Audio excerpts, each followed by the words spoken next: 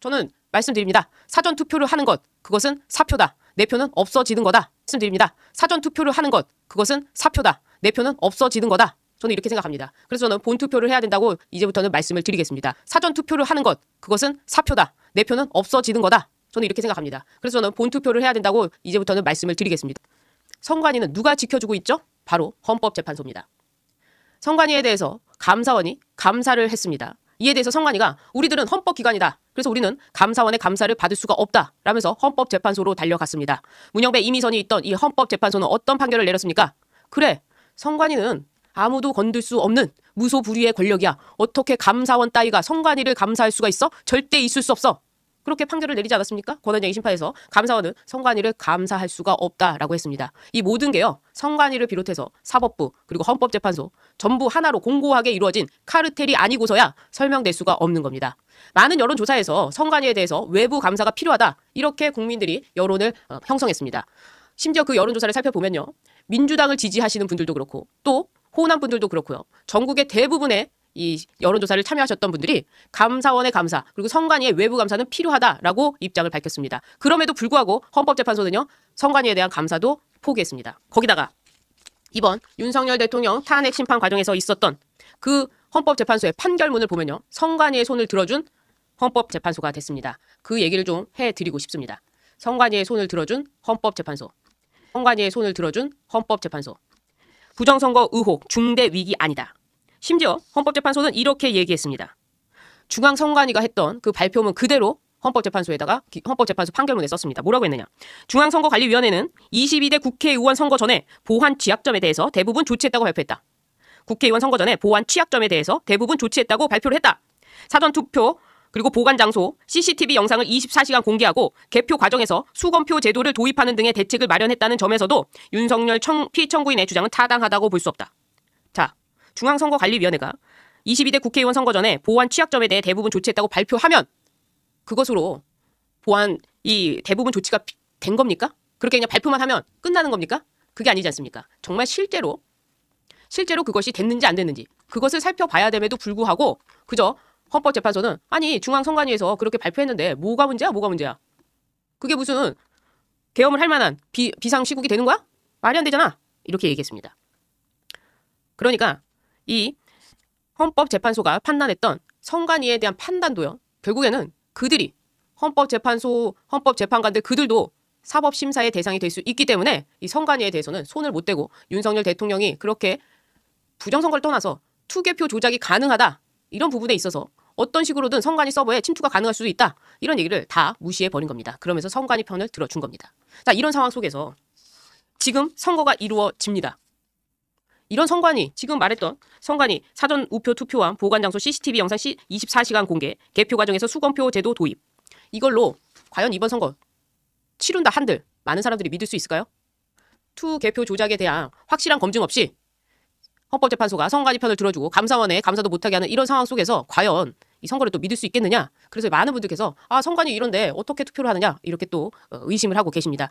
제가 말씀드리는 것은 음모론이 아니라 이거는 김민전 의원도 제시했던 얘기입니다. 김민전 의원도 얘기했듯이 전 세계에 사전투표가 있는 나라는 우리밖에 없고 또 투표일 전에 이 사전투표라는 것이 굉장히 오래전에 본투표와는 굉장히 긴 사이에 있게 되는데 여기에 있어서의 우리 법과의 문제점 여러 가지를 지적할 수 있는 겁니다. 이런 지적을 하는 것을 가지고 음모론이라고 하는 것은 그 사람이 더 이상한 거 아닐까요? 그래서 저는 강력하게 본투표로서 완전히 이겨버려야 된다. 사전투표가 아니라 본투표에서 더 이겨야 저들이 무슨 장난을 쳐도 이길 수 있다. 이렇게 생각하는 바입니다. 그래서 선관위에 대한 소식을 좀 전해드리려고 하는데요. 지금 선관위는 어떤 상황일까?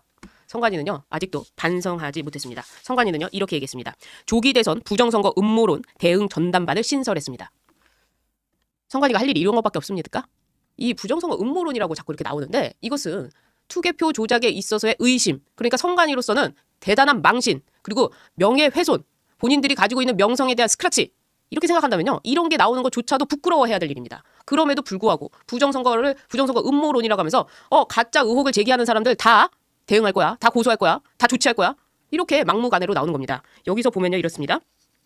중앙선거관리위원회가 부정선거 음모론에 대통령 선거에 악영향을 미치지 못하도록 대응 전담반을 신설한다는 것이다.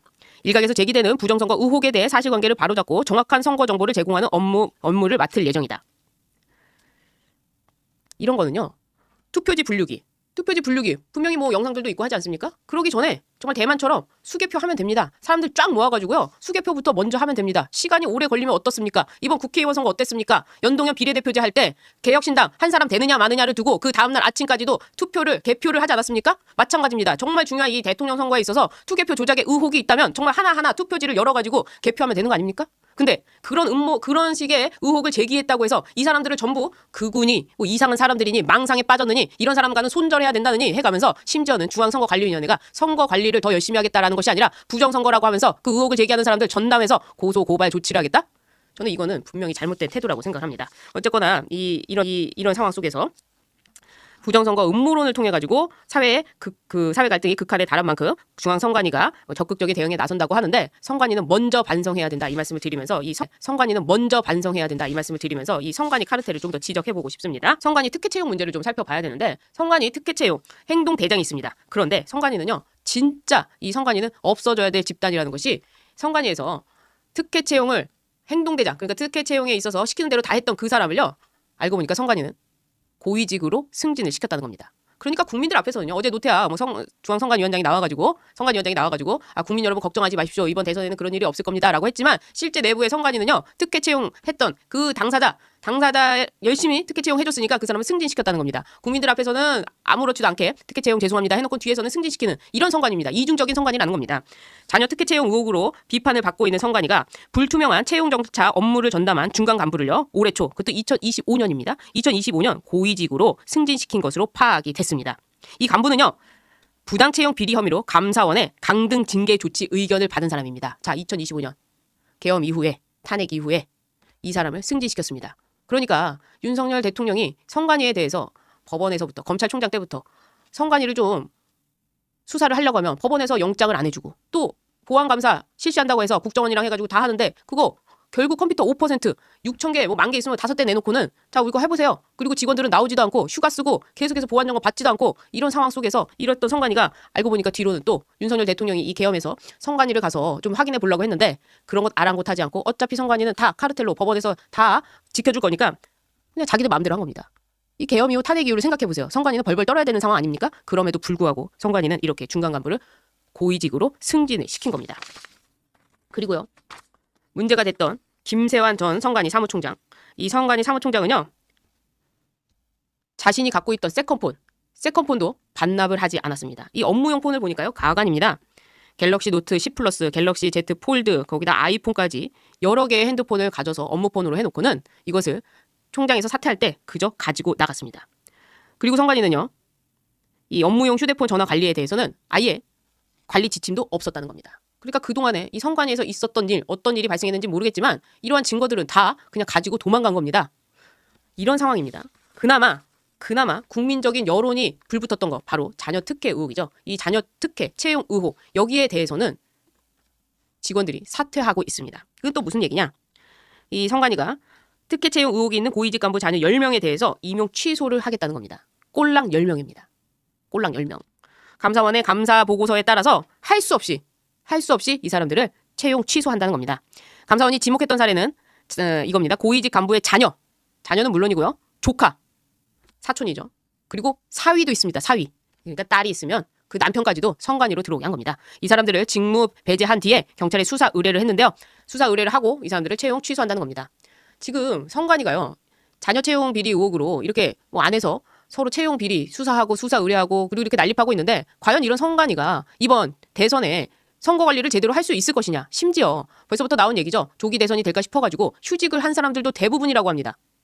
이런 선관위를 믿고 우리가 선거를 정말 잘 치를 수 있을까요?